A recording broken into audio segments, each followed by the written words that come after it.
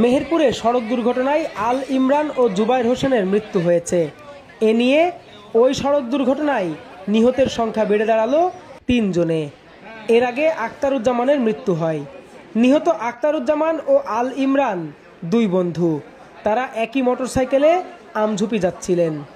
আল ইমরান মেহেরপুর সদর উপজেলার বাড়িবাঁকা গ্রামের মখলেসুর রহমানের ছেলে।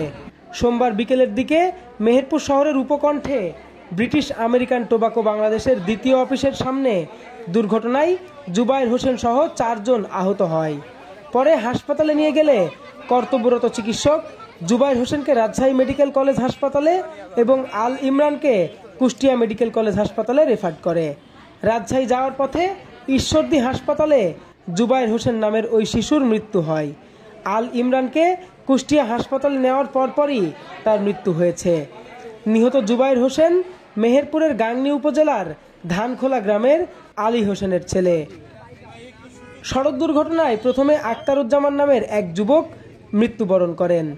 দুর্ঘটনায় আহত হন আল ইমরান, আলী হাসান, জুবায়ের হাসান এবং সাজ্জাদ হোসেন পলাশ। সোমবার বিকেলের দিকে মেহেরপুর শহরের উপকণ্ঠ ব্রিটিশ আমেরিকান টোবাকো বাংলাদেশ এর 2য় অফিসের সামনে এই সড়ক দুর্ঘটনা ঘটে। জানা গেছে, সাজ্জাদ হোসেন পলাশ ঢাকা মেট্রো ঘ 11-84-97 নম্বরের গাড়িটি চালিয়ে মেহেরপুর শহরের দিকে আসছিলেন।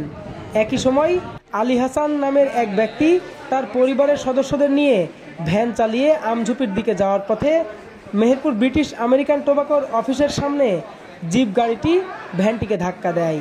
ভ্যান চালক সহ যাত্রীরা রাস্তায় ছিটকে পড়ে।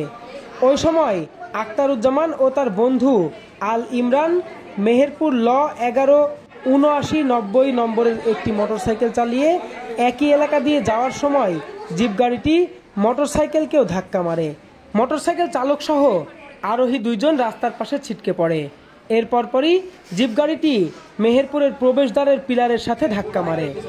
ত্রিমুখী এই সড়ক দুর্ঘটনার পর খবর পেয়ে ফায়ার সার্ভিস ও সিভিল ডিফেন্সের সদস্যরা আহতদের উদ্ধার করে মেহেরপুর 250 শয্যা বিশিষ্ট জেনারেল হাসপাতালে নিয়ে যায়। কর্তব্যরত চিকিৎসক আক্তারুজ্জামানকে মৃত ঘোষণা করেন।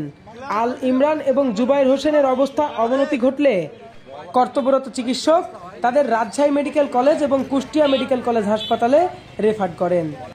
এদিকে ঈদ উল ফিতরের দিনে সড়ক দুর্ঘটনায় 3 জন নিহতের ঘটনায় মেহেরপুর সদর উপজেলার বাড়িবাঁকা, উজুলপুর এবং গাংনী উপজেলার ধানখোলা গ্রামে শোকের মাতম চলছে।